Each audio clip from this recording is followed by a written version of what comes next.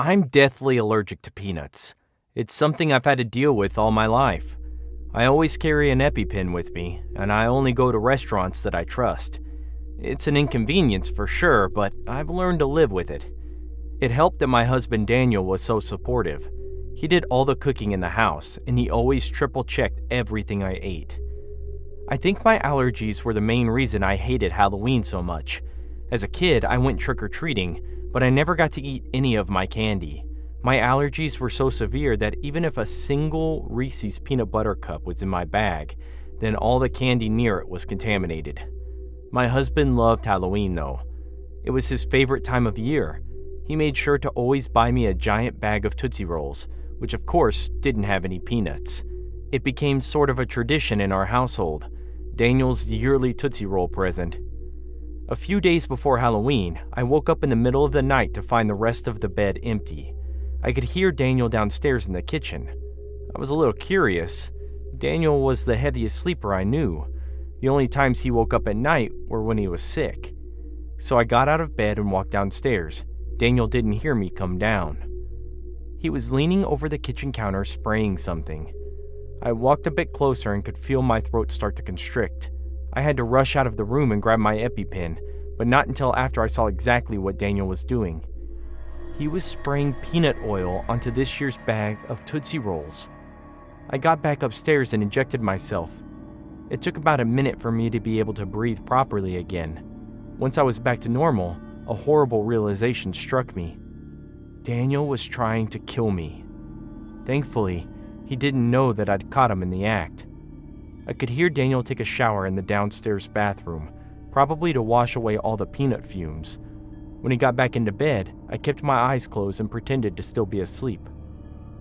"Honey?" I heard him whisper, but when I didn't react, he fell asleep. All that night, my mind was restless. Why would Daniel do that? And more importantly, what should I do to protect myself? I decided to wait until morning and then take the bag of candy to the police. That had to be enough evidence of attempted murder, right? Once I made that decision, my brain calmed down enough for me to fall back asleep. The next morning, Daniel woke me up with breakfast in bed. He was acting really romantic, complimenting me on how naturally beautiful I looked in the morning. I told him I had a stomachache and refused the breakfast. I didn't want to risk it. While Daniel got ready for work, I put on some gloves and grabbed the Tootsie Rolls from the cabinet, careful to hold the bag as far away from me as possible. I took it into my car and left. I was planning to take the evidence to the police, but as I drove, I pictured Daniel's smiling face. I thought about how kind he was acting this morning. The image made me angrier than I'd ever been. I was less than a minute away from the police station when I made a U-turn. I decided not to get the police involved. I was going to handle this situation myself. I hid the peanut-coated bag of Tootsie Rolls in the trunk and went to Walmart to buy an identical bag. Then I went back home and placed it exactly where the other had been. Then I found the spray can of peanut oil hidden under the sink and threw it in the trash, just in case. Daniel left for work, completely oblivious to the switch. I spent the rest of the day filled with both anger and nervousness. Deep down, I knew I should have gone to the authorities, and I still could. I had the evidence in my trunk, but in the end, I didn't. Daniel came home a bit earlier than usual, explaining that he wanted to savor our time together. He didn't realize how suspicious that sounded. Once again, he acted sweet and affectionate, which only made me angrier. While he sat on the couch watching TV, I went into the kitchen and came back with the Tootsie Roll bag. Daniel's eyes widened. "Those are for Halloween." "I know," I told him, "but I just had a craving. It's okay to eat a few, right?" He squirmed in his seat, trying to figure out what to say, until he eventually gave in. "Okay, why not?" I sat on the chair across from him, the candy bag in my lap. I pretended to cough. He watched nervously as I opened the bag and unwrapped my first piece. "We really should wait for Halloween," he tried one more time. I just smiled at him and tossed the candy into my mouth. I chewed it for a long time as I watched his reaction. "It tastes different," I lied. He didn't say anything. He was holding onto the sofa cushion so tightly that I could see the veins in his hands. He was waiting for me to start choking. So I gave him what he wanted. I bulged out my eyes and forced myself to cough. I'd had enough real allergy attacks in the past to know exactly what it would look like. "EpiPen!" I gasped out.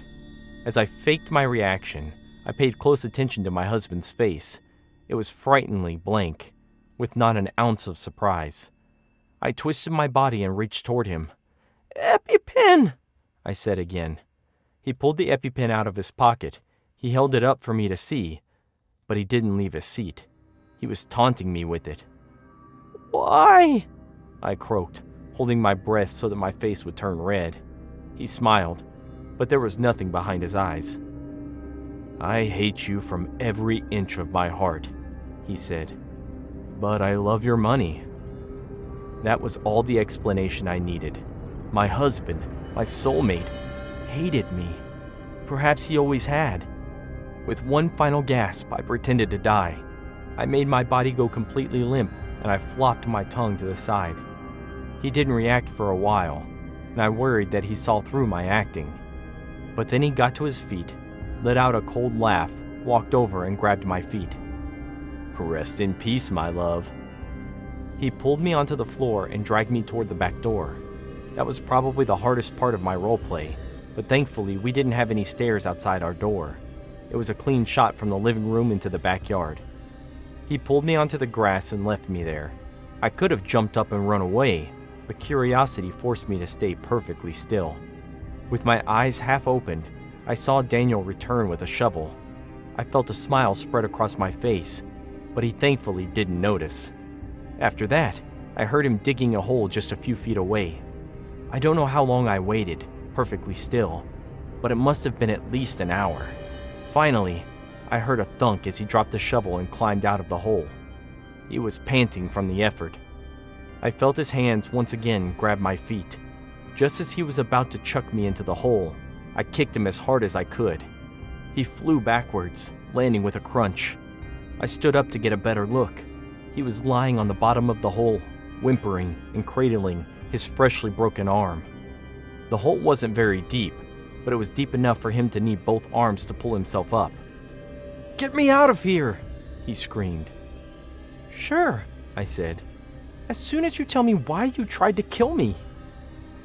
"I already did," he whimpered. All he had was a broken arm, but he was acting like such a baby. It was for your money." "Thanks for confessing. That's all we needed to hear," I said. I looked at our three neighbors, who had run over as soon as they heard the screams. Daniel couldn't see them over the edge, but they heard everything. That's when I finally called the police.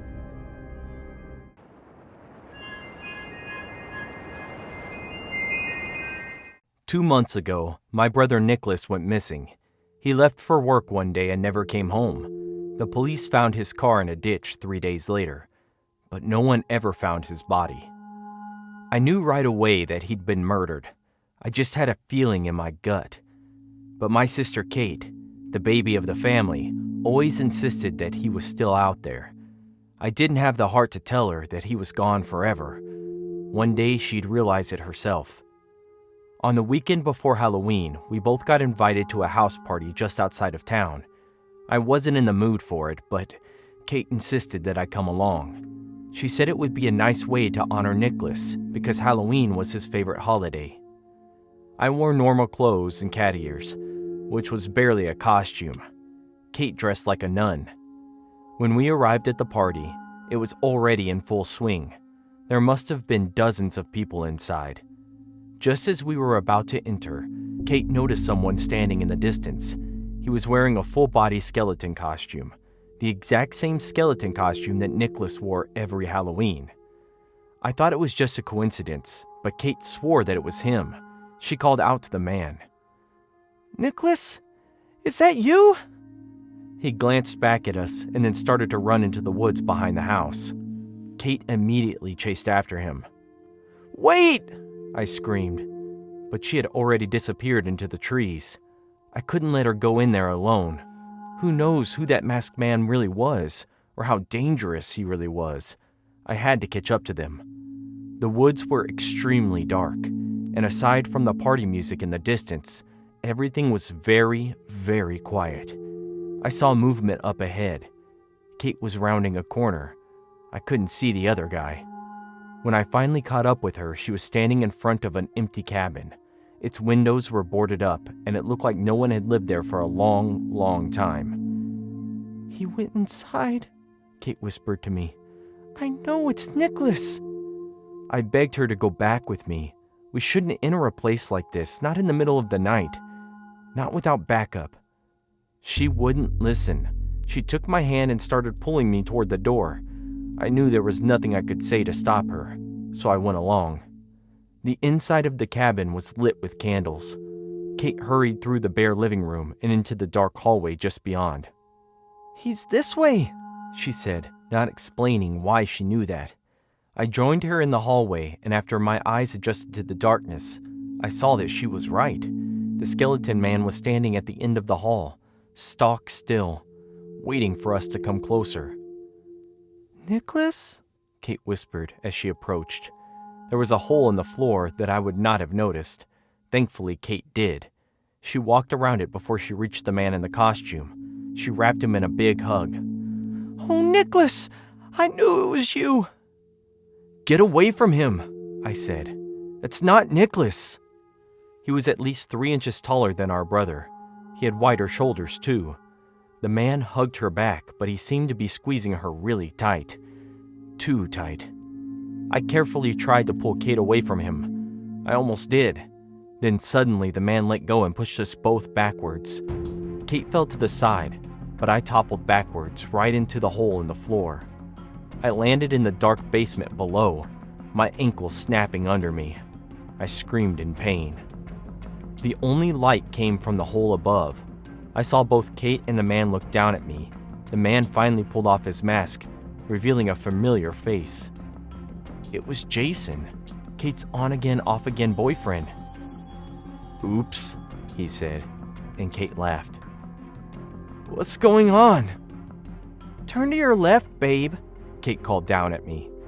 There was a body to my left. Nicholas's body. He was bloated and rotting. "You left him here to die?" I asked. "Yep," Kate said. "And we're going to do the same thing to you." They both disappeared from view. I could hear their thumping footsteps upstairs, and then the basement door creaked open, and the pair stepped down toward me. They took their sweet time, knowing that with my broken leg, I was trapped down there. I was at their mercy.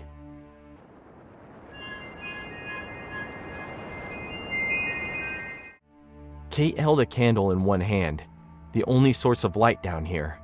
Jason brought a box of rat poison and set it down next to me. They both stripped off their costumes so they could get more comfortable before they killed me. "Why?"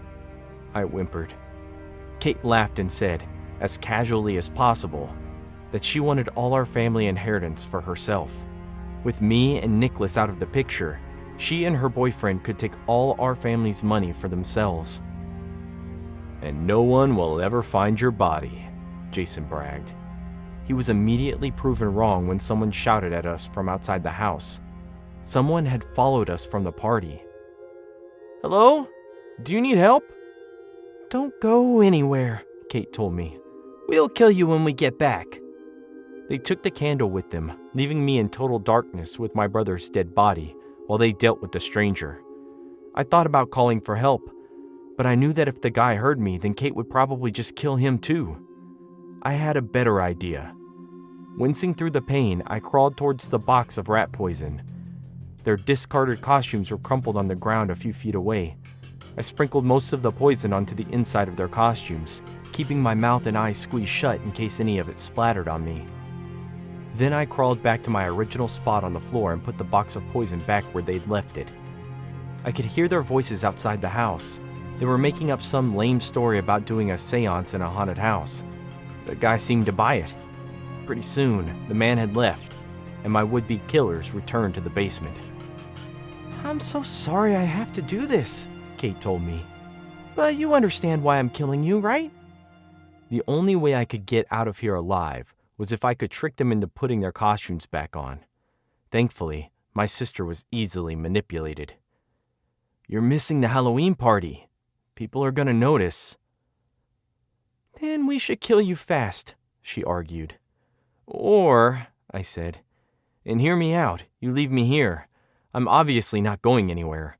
Once you've had your fun, you can come back and finish me off."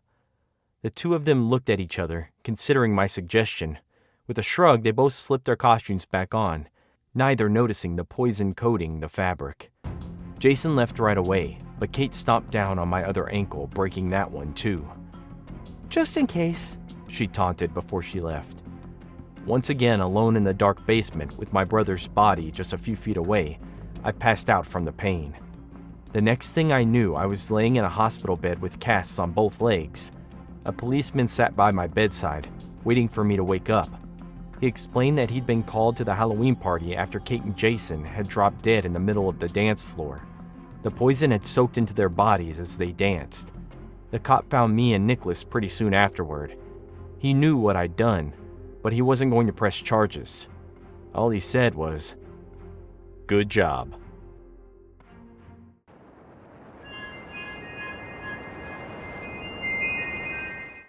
I'm not really into keeping old furniture around, but that couch was different. It had been with me through the better part of the last decade. It was a hand-me-down from an ex. She loved the thing, always draping it in blankets like it was some sacred artifact. I always thought it was ugly. It was mid-century modern with green and yellow stripes. After she left me, I found myself increasingly irritated by its presence. So, after another night of sitting on its overhyped cushions, I finally decided it had to go. I listed it on Craigslist and Facebook Marketplace. It was a simple post, just a few photos and a short description. Old couch, worn but comfortable, free to anyone who can pick it up. Within 5 minutes, I got a response. That was a red flag I should have caught. The buyer messaged me through Craigslist and Facebook. That should have been a red flag. Who gets that excited over an ugly couch?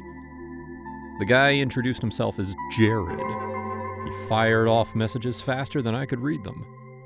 "I'll be there tonight," one read. "Can I come sooner?" another said. I told him I wouldn't be available until the evening, but that didn't stop him from repeatedly asking if I could make an exception. I made him wait for when I was available, and he messaged me until I told him he could come. When Jared finally showed up, I instantly regretted putting the ad up. He was tall, with a thick beard and eyes that darted nervously around the room. He didn't come alone either. A woman stood by the door. She was tall and slender and looked as uneasy as Jared, though she never spoke. Jared practically pounced on the couch the moment I let them in, rubbing his hands over the fabric like it was made of gold. "This is the one," he mumbled, almost to himself. "You don't know what you've got here, man."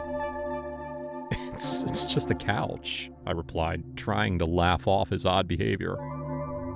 Jared's head snapped up, and he smiled. "Yeah, sure, just a couch." Something about the way he said it made me uneasy, but I didn't care enough to dig into it. If the guy wanted the couch that badly, he could have it. He handed me $50, even though I told him it was free. I took the cash, figuring it was the quickest way to get him out of my apartment. They struggled with the couch for a few minutes, maneuvering it awkwardly through my front door, and then, just like that, they were gone. I felt a wave of relief. The couch was out of my life for good. I didn't give it another thought until around midnight, when I got a text from an unknown number. "You shouldn't have let it go." I stared at the message, my stomach turning. Before I could reply, another message came in. It belonged to someone important. My mind raced as I stared at the phone, trying to figure out what was going on. I hadn't mentioned the couch to anyone else. The messages kept coming, growing more aggressive with each one. "You've made a mistake. They're watching you." That's when I decided to dig into the history of the couch. I had never really considered where it came from. Years ago, my ex picked it up from a secondhand store, and that was that. But now, something felt off. I needed to know more. I called the store where she'd bought it. The owner barely remembered the couch, but told me that it had been part of an estate sale. That got my attention. Estate sales usually meant that someone had died, and from the way Jared had acted, I had a bad feeling about this particular death. I dug more, and eventually found a local news article from about 12 years ago.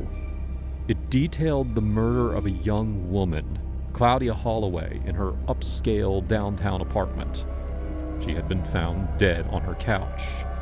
The article didn't detail the couch itself, but I only needed a photograph of the crime scene.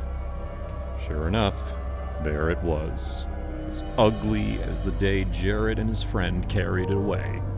Except in the picture, the green and yellow stripes were stained with blood.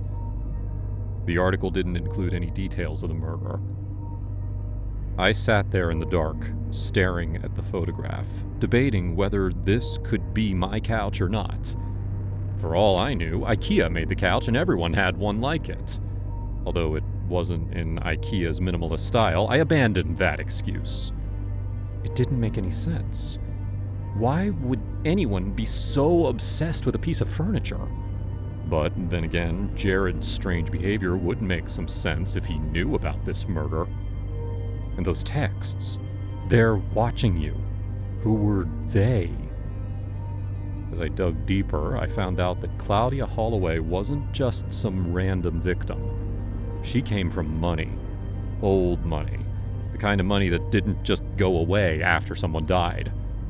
Her family must have been one of influence because they were the ones behind the Holloway Library, Holloway Park, and, according to my research, they made sizable donations to the current mayor.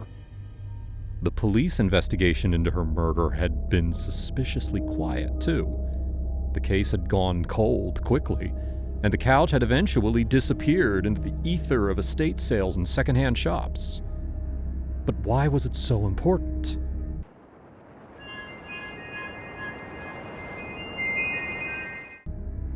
I found out the next morning when two men showed up at my door.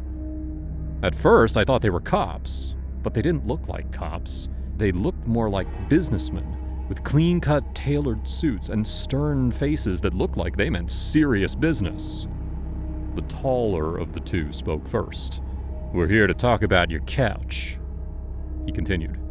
"You should have never let it go." I swallowed hard, trying to keep my voice steady. "What's so important about a couch?" The other man's lips curled into a tight smile.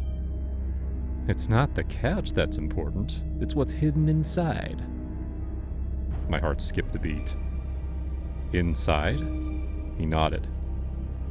"The family who originally purchased the couch had secrets they didn't want anyone to find. That couch was custom built to hide something valuable, something dangerous." My mind raced. Was that why Jared had been so obsessed with it? Did he know about the hidden compartment? The second man, who had been silent until now, stepped forward. "We don't care who has it, we just need to make sure it stays buried. Do you understand?" I nodded, my throat dry. "Yeah, I get it." The two men exchanged a glance before the taller one spoke again. "Good. Then we won't have a problem. Is the couch here?" I shook my head. "No, some man named Jared took it last night." The men looked at each other. The tall one let out a deep sigh. "Do you know this man's last name?" My hands were shaking as I took my phone out of my pocket to show the man Jared's Facebook profile. When I clicked on it, I found the profile had been deleted. Sorry, I don't know his last name, but I can give you his number." One of the men pulled up a picture on his phone. "Did he look like this?" Sure enough, he showed me a picture of Jared. I nodded. They turned and left without another word, leaving me standing there, heart pounding in the doorway. I didn't sleep that night. I couldn't. I kept thinking about what might be hidden inside that couch. Something so important that people were willing to threaten me to keep it hidden. I thought about Jared, too. What had he gotten himself into? The next morning I tried to call him, but the number he'd given me was disconnected. He had vanished, just like the couch. A week went by with no word from Jared, no more strange messages, and no sign of the two men in suits. I started to think that maybe it was all over. The couch and whatever secrets it held were gone for good. But late one night, I heard a knock on my door. When I opened it, there was nothing there. Just a small envelope taped to the doorframe. Inside was a single piece of paper with a message written in neat, careful handwriting. Some secrets should stay buried. I never heard from Jared again. But every so often, I still think about that couch and what it might have been hiding. I wonder if the people who wanted it buried are still watching me. I hope I never find out.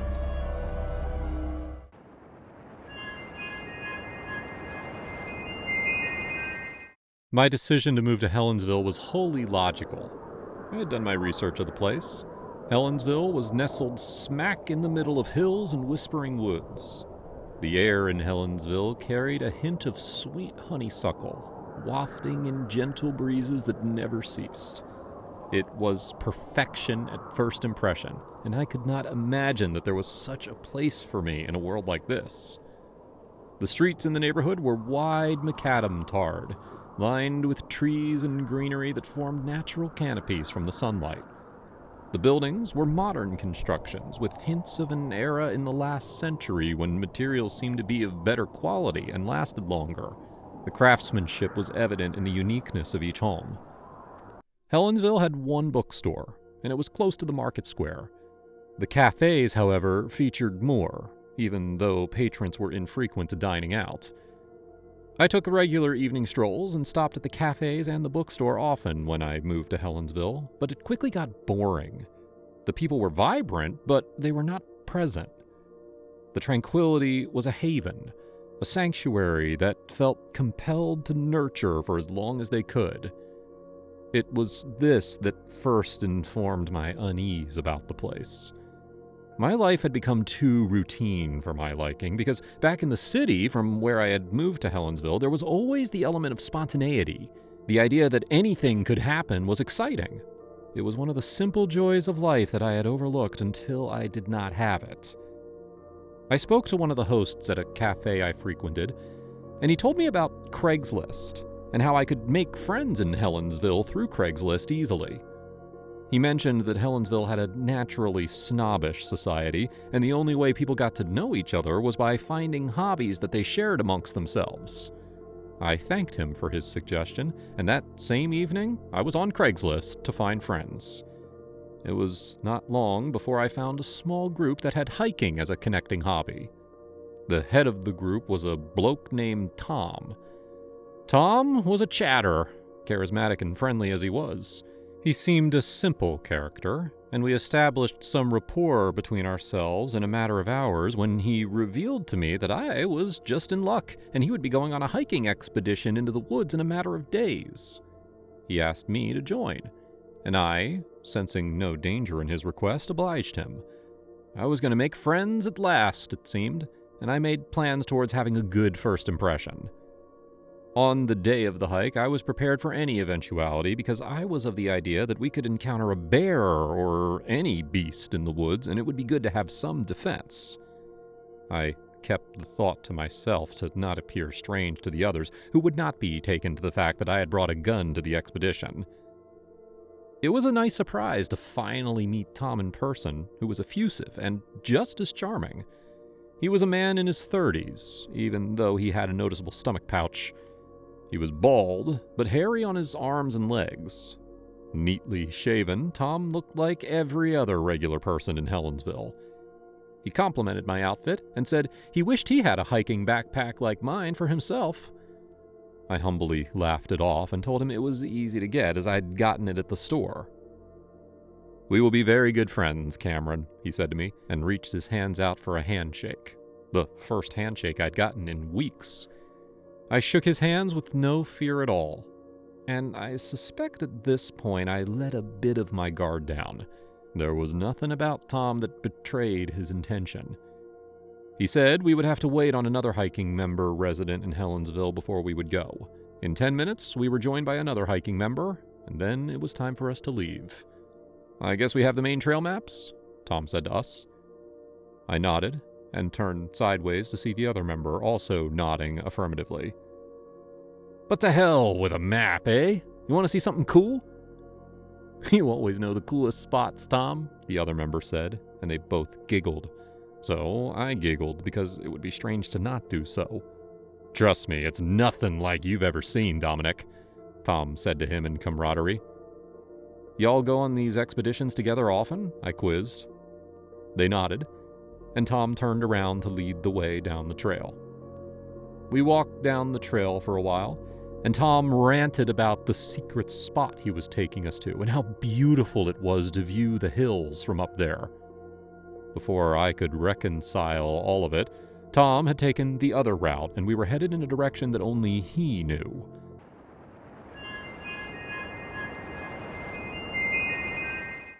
I marched with caution, carefully treading as I had no idea what could be in the bushy parts of the trail.